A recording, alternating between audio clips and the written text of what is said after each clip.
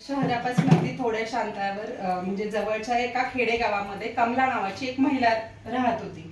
तिच्या घरामध्ये तिचे पती आणि छोटी लहान 3 मुलं असं एकूण 5 लोकांचं कुटुंब होतं. या 5 लोकांच्या कुटुंबामध्ये आता खेडेगावात, आपणही खेडेगावाच्या आजूबाजूला किंवा खेडेगावातच राहतो. खेडेगावामध्ये थोडंसं रोजगाराच्या संधी माफक असतात किंवा काही वेळेस रोजगार भेटतो नाही भेटतो, हीचही परिस्थिती थोडीशी सर्वसाधारण होती. कधी रोजगार भेटायचा, कधी नाही भेटायचा, परिस्थिती हलाखीची असल्यामुळं मग आता उदरनिर्वाह कसा करायचा, ह्या 5 लोकांचा उदरनिर्वाह कसा करायचा हा मोठा प्रश्न त्या कुटुंबासमोर होता.